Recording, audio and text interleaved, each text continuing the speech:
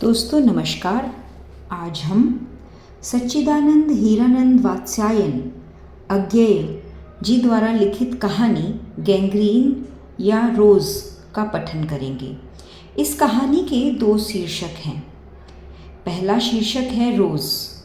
रोज़ शीर्षक कहानी अज्ञेय जी के कहानी संकलन विपथगा के पहले संस्करण में है, जो 1937 में प्रकाशित हुआ, और यही कहानी गैंग्रीन नामक शीर्षक से इसके 5वें संस्करण में है, जो सन 1990 ईस्वी में नेशनल पब्लिशिंग हाउस दिल्ली द्वारा प्रकाशित हुआ।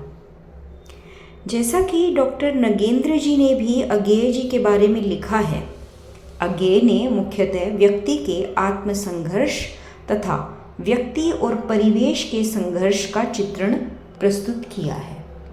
अज्ञेय ने व्यक्तित्व के अपने नैतिक संघर्ष और दायित्व को ही उसकी मुख्य समस्या माना है। यह कहानी दिनचर्या की अनुपादक पुनरावृत्ति से जीवन में आते क्षय तथा व्यक्ति की समाप्ति को चित्रित करती है। इस कहानी में विशेषतः विवाह के पश्चात नारी के यंत्रवत जीवन को और उसके सीमित घरेलू परिवेश को दर्शाया गया है। मालती, जो इस कहानी की नायिका है, कि रोज़ की उबाऊ दिनचर्या और उसकी मरती संवेदना पर ही यह कहानी आधारित है। तो चलिए कहानी शुरू करते हैं। दोपहर में उस घर के सूने आंगन में पैर रखते हुए मुझे ऐसा जान पड़ा मानो उस पर किसी शाप की छाया मंडरा रही हो। उसके वातावरण में कुछ ऐसा अकथ्य, अस्पर्श्य, किंतु फिर भी बोझिल और प्रकंप्य और घना सा फैल रहा था। मेरी आहट सुनते ही मालती बाहर निकली। मुझे देखकर, पहचान कर उसकी मुरझाई हुई मुख मुद्रा तनिक से मीठे विस्मय से जगी और फिर पूर्ववत हो गई। उसने कहा, आ जाओ, और बिना उत्तर की प्रतीक्षा किए भीतर की ओर चली। मैं भी उसके पीछे हो लिया। भीतर पहुंचकर मैंने पूछा, वे यहाँ नहीं हैं? अभी आए नहीं, दफ्तर में हैं, थोड़ी देर में आ जाएंगे। कोई 1:30-2 बजे आया करते हैं। कब के गए हुए हैं? सवेरे उठते ही चले जाते हैं। मैं हूँ कहकर पूछने को हुआ, और तुम इतनी देर क्या करती हो? फिर सोचा आते ही एकाएक प्रश्न ठीक नहीं है। मैं कमरे के चारों तरफ देखने लगा। मालती एक पंखा उठा लाई और मुझे हवा करने लगी। मैंने आपत्ति करते हुए कहा, नहीं, मुझे नहीं चाहिए, नहीं चाहिए। पर वे नहीं मानी। वाह, चाहिए कैसे नहीं, इतनी धूप में आए हो यहाँ तो।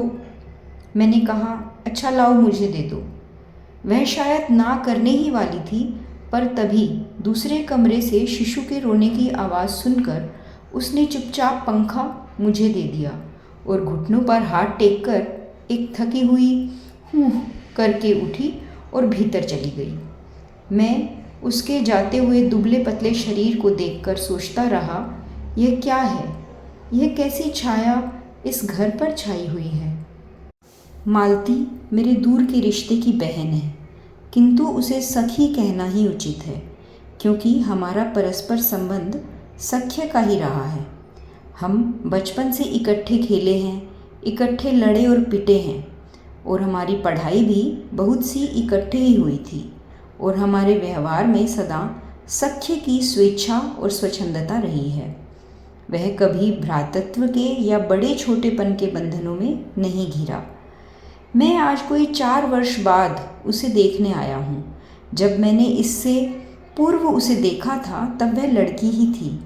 अब वह एक विवाहिता है, एक बच्चे की माँ भी है।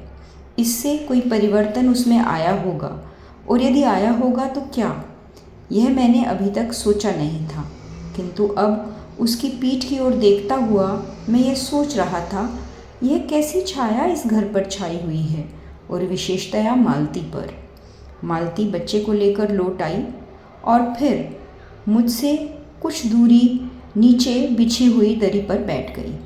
मैंने अपनी कुर्सी घुमाकर कुछ उसकी ओर उन्मुख होकर पूछा, इसका नाम क्या है?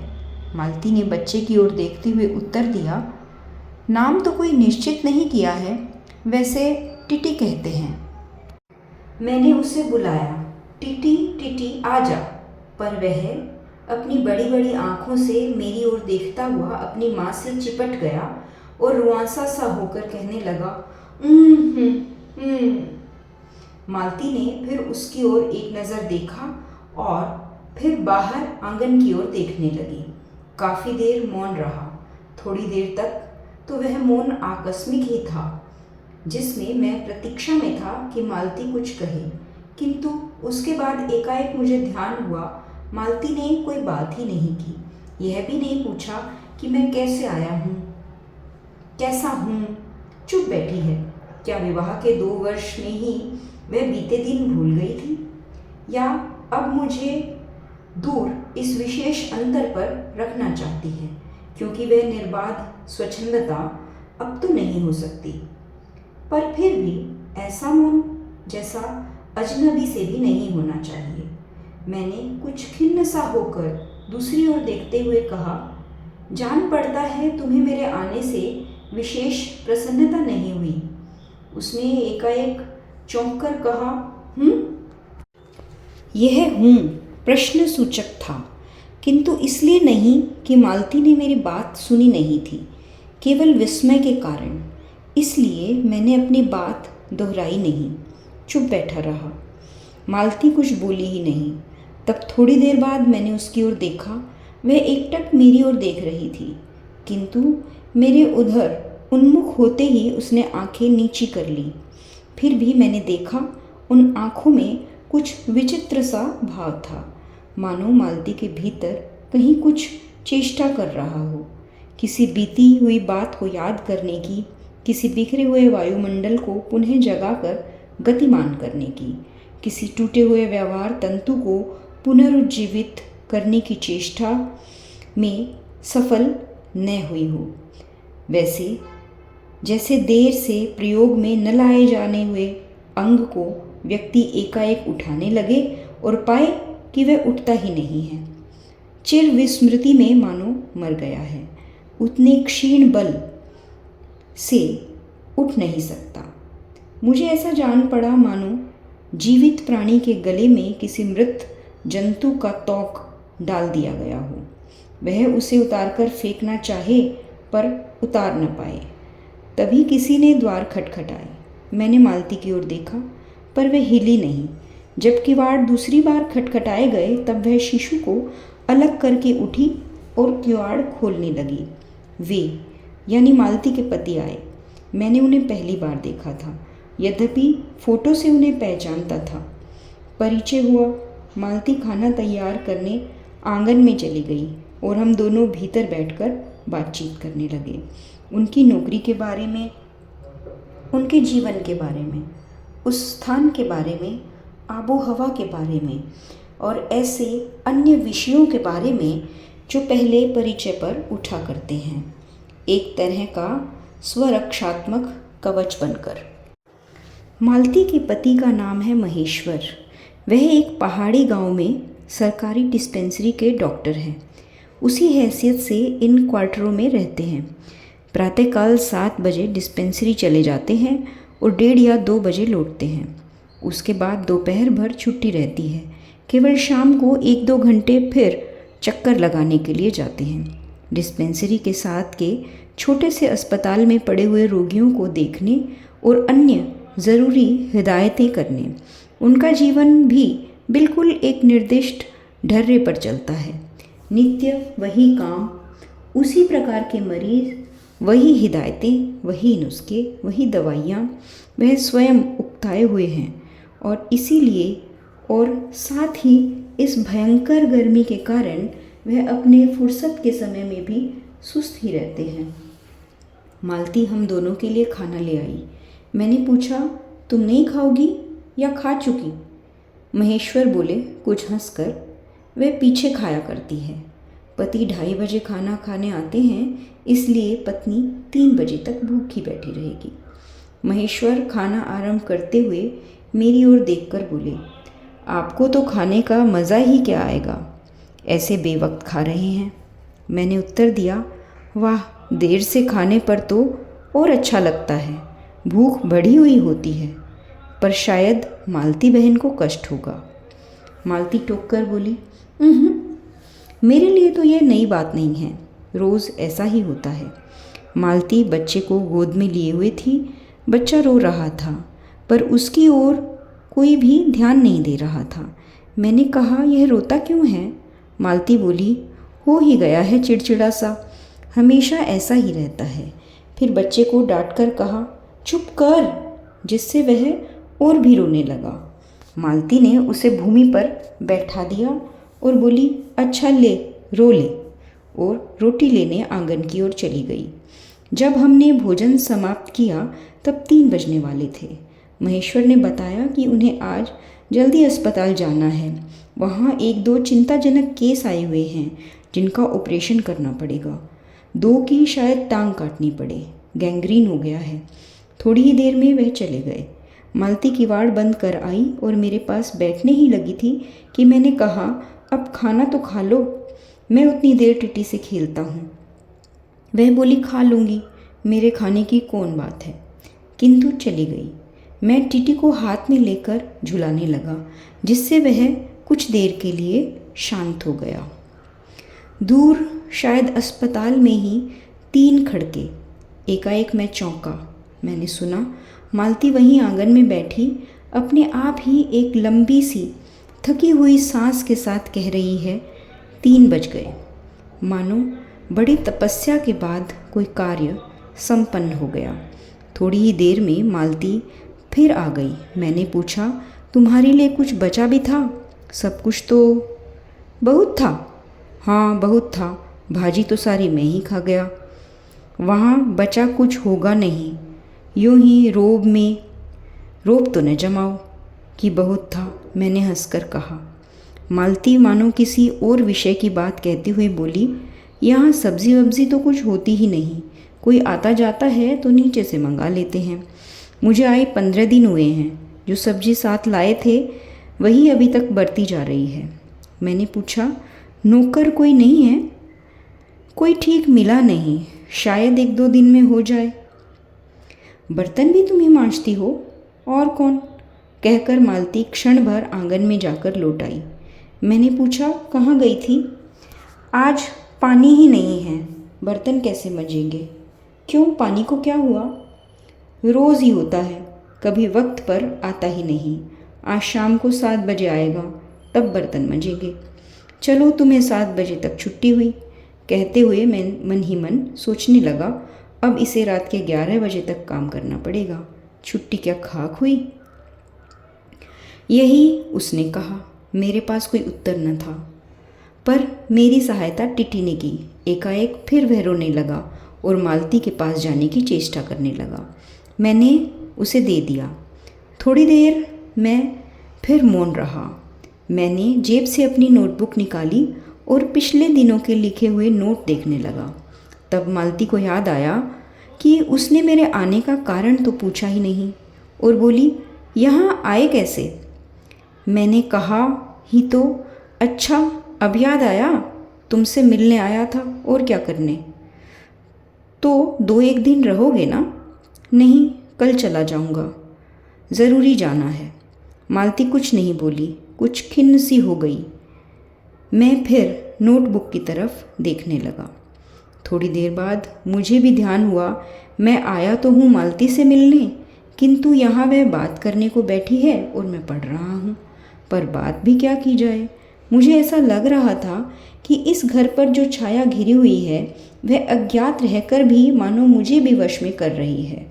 मैं भी वैसा ही नीरस निर्जीव सा हो रहा हूँ, जैसे यह घर, जैसे मालती। मैंने पूछा, तुम कुछ पढ़ती लिखती नहीं? मैं चारों ओर देखने लगा कि कहीं किताबें दिख पड़े।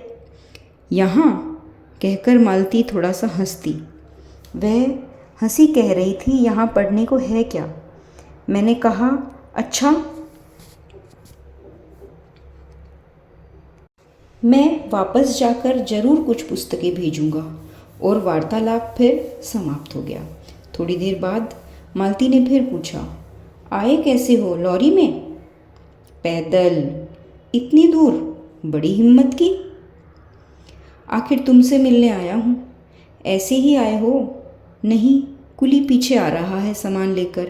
मैंने सोचा बिस्तरा ले ही चलूँ। अच्छा किया, यहाँ तो बस। मालती कुछ कहकर चुप सी रह गई, फिर बोली, तब तुम थके होगे, लेट जाओ। नहीं, बिल्कुल नहीं थका। रहने भी दो, थके नहीं भला। थके हैं। और तुम क्या करोगी? मैं बर्तन मांज रखती हूँ, पानी आएगा तो धुल जाएंगे। मैंने कहा, वाह, क्योंकि और कोई बात मुझे सूझी नहीं। थोड़ी देर बाद मालती उठी और चली गई, टिटी को साथ लेकर। तब मैं भी लेट गया और छत की ओर देखने लगा और सोचने लगा। मेरे विचारों के साथ आंगन से आती हुई बर्तनों के घिसने की खन खन ध्वनि मिलकर एक विचित्र एक स्वरता उत्पन्न करने लगी, जिसके कारण मेरे अंग धीरे धीरे ढीले पड़ने लगे। मैं ऊँघने लगा। एकाएक वह एक स्वरता टूट गई, मौन हो गया। इससे मेरी तंद्रा भी टूटी। मैं उस मौन में सुनने लगा। 4 खड़क रहे थे और इसी का पहला घंटा सुनकर मालती रुक गई थी। वही 3 बजे वाली बात मैंने फिर देखी, अब की बार उग्र रूप में। मैंने सुना, मालती बिल्कुल अनैच्छिक, अनुभूतिहीन, नीरस, यंत्रवत, वह भी थके हुए यंत्र के स्वर में कह रही थी, 4 बज गए। मानो इस अनैच्छिक समय को गिनने में ही उसका मशीन तुल्य जीवन बीतता हो। वैसे ही जैसे मोटर का स्पीडोमीटर यंत्रवत फासला नापता जाता है और यंत्रवत विश्रांत स्वर में कहता है, किससे कि मैंने अपने अमित शून्य पथ का इतना अंश तय कर लिया। न जाने कब मुझे नींद आ गई। तब 6 कभी के बज चुके थे जब किसी के आने की आहट से मेरी नींद खुली और मैंने देखा कि महेश्वर लौट आए हैं और उनके साथ ही बिस्तर पर लिए हुए मेरा कुली। मैं मुंह धोने को, पानी मांगने को ही था कि मुझे याद आया, पानी नहीं होगा। मैंने हाथों से मुंह पोंछते पोंछते महेश्वर से पूछा, आपने बड़ी देर की। उन्होंने किंचित ग्लानि भरे स्वर में कहा, हाँ, आज वह गैंग्रीन का ऑपरेशन करना ही पड़ा। एक करके आया हूँ, दूसरे को एम्बुलेंस में बड़े अस्पताल भिजवा दिया है। मैंने पूछा, गैंग्रीन कैसे हो गया? एक कांटा लगा था, उसी से हो गया। बड़े लापरवाह होते हैं लोग यहाँ के। मैंने पूछा, यहाँ आपको केस अच्छे मिल जाते हैं? आय के लिहाज से नहीं, डॉक्टरी के अभ्यास के लिए। बोले, हाँ, मिल ही जाते हैं। यही गैंग्रीन हर दूसरे चौथे दिन एक केस आ जाता है। नीचे बड़े अस्पताल में भी। मालती आंगन से ही सुन रही थी, अब आ गई। बोली, हाँ, केस बनाते देर क्या लगती है। कांटा चुभा था, इस पर टांग काटनी पड़े, यह भी कोई डॉक्टरी है? हर दूसरे दिन किसी की टांग, किसी की बाँह काट आते हैं। इसी का नाम है अच्छा अभ्यास? महेश्वर हंसे, बोले, न काटे तो उसकी जान गंवाएं। हाँ, पहले तो दुनिया में कांटे ही होते ही नहीं थे। आज तक तो सुना नहीं था कि कांटे चुभने से लोग मर जाते हैं। महेश्वर ने उत्तर नहीं दिया, मुस्कुरा दिए। मालती मेरी ओर देखकर बोली, ऐसे ही होते हैं डॉक्टर, सरकारी अस्पताल है ना, क्या परवाह है। मैं तो रोज़ ही ऐसी बातें सुनती हूँ। अब कोई मर मुर जाए तो ख्याल ही नहीं होता। पहले तो रात रात भर नींद नहीं आया करती थी। तभी आंगन में खुले हुए नल ने कहा, टिप टिप टिप टिप टिप टिप। मालती ने कहा, पानी, और उठकर चली गई। खनखनाहट से हमने जाना बर्तन धोए जाने लगे हैं। टिटी महेश्वर की टांगों के सहारे खड़ा मेरी ओर देख रहा था। अब एकाएक उन्हें छोड़कर मालती की ओर खिसकता हुआ चला। महेश्वर ने कहा, उधर मत जा, और उसे गोद में उठा लिया। वह मचलने और चिल्ला चिल्ला कर रोने लगा। महेश्वर बोले, अब रोध होकर सो जाएगा, तभी घर में चैन होगी। मैंने पूछा, आप लोग भीतर ही सोते हैं? गर्मी तो बहुत होती है। होने को तो मच्छर भी बहुत होते हैं, पर यह लोहे का पलंग उठाकर बाहर कौन ले जाए? अब के नीचे जाएंगे तो 4 पाइयाँ ले आएंगे। फिर कुछ रुक कर बोले, आज तो बाहर ही सोएंगे, आपके आने का इतना लाभ ही होगा। टीटी अभी तक रोता ही जा रहा था। महेश्वर ने उसे एक पलंग पर बिठा दिया और पलंग बाहर खींचने लगे। मैंने कहा, मैं मदद करता हूँ, और दूसरी ओर से पलंग उठाकर निकलवा दिए। अब हम तीनों, महेश्वर, टीटी और मैं, 2 पलंगों पर बैठ गए थे और वार्तालाप के लिए उपयुक्त विषय न पाकर उस कमी को छुपाने के लिए टीटी से खेलने लगे। बाहर आकर वह कुछ चुप हो गया था, किंतु बीच बीच में जैसे एकाएक कोई भूला हुआ कर्तव्य याद करके रो उठता था और फिर एकदम से चुप हो जाता, और कभी कभी हम हंस पड़ते थे या महेश्वर उसके बारे में कुछ बात कह देते थे। मालती बर्तन धो चुकी थी। जब वह उन्हें लेकर आंगन के एक ओर रसोई के छप्पर की ओर चली, तब महेश्वर ने कहा, थोड़े से आम लाया हूँ, वह भी धो लेना। कहाँ हैं? अंगीठी पर रखे हैं, कागज़ में लिपटे हुए। मालती ने भीतर जाकर आम उठाए और अपने आंचल में डाल लिए। जिस कागज़ में वे लिपटे हुए थे वह किसी पुराने अखबार का टुकड़ा था। मालती चलती चलती संध्या के उस क्षीण प्रकाश में उसी को पढ़ती जा रही थी। वह नल के पास खड़ी हो उसे पढ़ती रही। जब दोनों ओर से पढ़ चुकी तब एक लंबी सांस लेकर उसे फेंक कर आम धोने लगी। मुझे एकाएक याद आया, बहुत दिनों की बात थी जब हम अभी स्कूल में भर्ती हुए ही थे, जब हमारी सबसे बड़ी विजय थी हाजिरी हो चुकने के बाद चोरी से क्लास से निकल भागना और स्कूल से कुछ दूरी पर आम के बगीचे में पेड़ों पर चढ़कर कच्ची अमियाँ तोड़ तोड़ कर खाना। मुझे याद आया, कभी जब मैं भाग आता और मालती नहीं आ पाती थी तब मैं भी खिन्न मन लौट जाता था। मालती कुछ नहीं पढ़ती थी, उसके माता पिता तंग थे। एक दिन उसके पिता ने उसे एक पुस्तक लाकर दी और कहा, इसके 20 पेज रोज पढ़ा करो, हफ्ते भर बाद मैं देखूं कि इसे समाप्त कर चुकी हो, नहीं तो मार मार कर चमड़ी उधेड़ दूंगा। मालती ने चुपचाप किताब ली, पर क्या उसने पढ़ी? वह नित्य ही उसके 10 पन्ने 20 पेज फाड़ कर फेंक देती थी। जब 8वें दिन उसके पिता ने पूछा, किताब समाप्त कर ली? तो उत्तर दिया, हाँ कर ली। पिता ने कहा, लाओ मैं प्रश्न पूछूंगा, तो चुप खड़ी रही। पिता ने कहा तो उद्यत होकर बोली, किताब मैंने फाड़ कर फेंक दी है, मैं नहीं पढ़ूंगी। उसके बाद वह बहुत पिटी, पर वह अलग बात है। इस समय मैं यही सोच रहा था कि वह उद्धत और चंचल मालती आज कितनी सीधी हो गई है, कितनी शांत, और एक अखबार के टुकड़े को तरसती है। यह क्या है? तभी महेश्वर ने पूछा, रोटी कब बनेगी? बस अभी बनाती हूँ।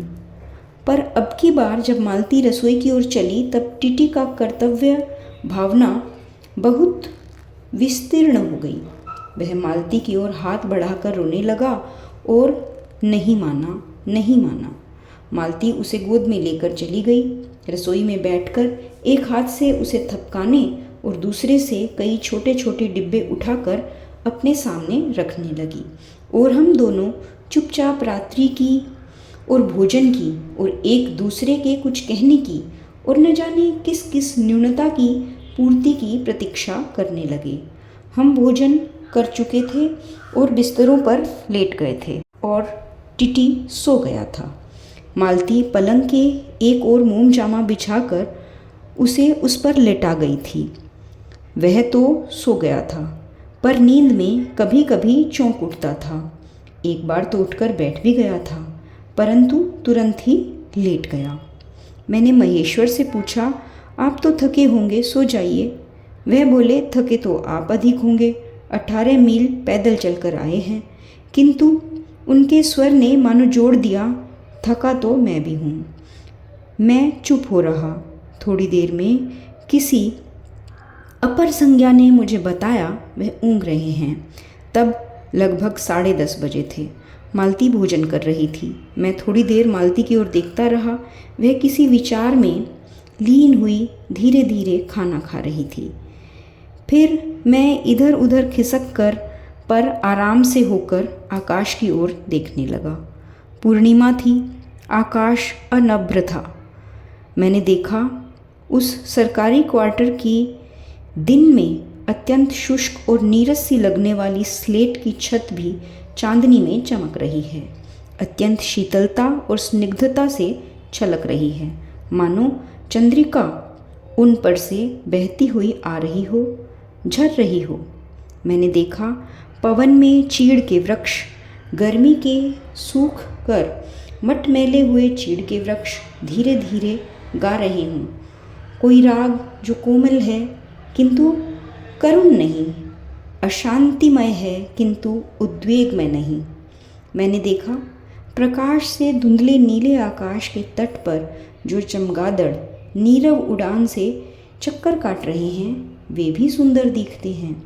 मैंने देखा दिन भर की तपन, अशांति, थकान, दाह पहाड़ों में से भाप की नाई उठकर वातावरण में खोए जा रहे हैं और ऊपर से एक कोमल शीतल सम्मोहन आह्लाद सा बरस रहा है, जिसे ग्रहण करने के लिए पर्वत शिशुओं ने अपनी चीड़ वृक्ष रूपी भुजाएं आकाश की ओर बढ़ा रखी है। पर यह सब मैंने ही देखा, अकेले मैंने। महेश्वर ऊँघ रहे थे और मालती उस समय भोजन से निवृत्त होकर दही जमाने के लिए मिट्टी का बर्तन गर्म पानी से धो रही थी और कह रही थी अभी छुट्टी हुई जाती है। और मेरे कहने पर ही कि 11 बजने वाले हैं धीरे से सिर हिलाकर जता रही थी कि रोज़ इतने ही बज जाते हैं। मालती ने वह सब कुछ नहीं देखा। मालती का जीवन अपनी रोज़ की नियत गति से बहा जा रहा था और एक चंद्रमा की चंद्रिका के लिए, एक संसार के सौंदर्य के लिए रुकने को तैयार न था। चांदनी में शिशु कैसा लगता है, इस अलस जिज्ञासा में मैंने टिटी की ओर देखा और वह एकाएक मानो किसी शैशवोचित वामता से उठा और खिसक कर पलंग से नीचे गिर पड़ा और चिल्ला चिल्ला कर रोने लगा। महेश्वर ने चौंक कर देखा, क्या हुआ? मैं झपट कर उसे उठाने दौड़ा। मालती रसोई से बाहर निकल आई। मैंने उस खट शब्द को याद करके धीरे से करुणा भरे स्वर में कहा, चोट बहुत लग गई बेचारे के। यह सब मानो एक ही क्षण में एक ही क्रिया की गति में हो गया। मालती ने रोते हुए शिशु को मुझसे लेने के लिए हाथ बढ़ाते हुए कहा, ऐसी चोटें लगती ही रहती है, रोज़ ही गिर पड़ता है। एक छोटे क्षण भर के लिए मैं स्तब्ध हो गया। फिर एकाएक मेरे मन ने, समूचे अस्तित्व ने विद्रोह के स्वर में कहा मेरे मन ने, भीतर ही बाहर एक शब्द भी नहीं निकला। माँ, युवती माँ, यह तुम्हारे हृदय को क्या हो गया है जो तुम अपने एकमात्र बच्चे के गिरने पर भी ऐसी बात कह सकती हो? और यह अभी जब तुम्हारा सारा जीवन तुम्हारे आगे है। और तब एकाएक मैंने जाना कि वह भावना मिथ्या नहीं है।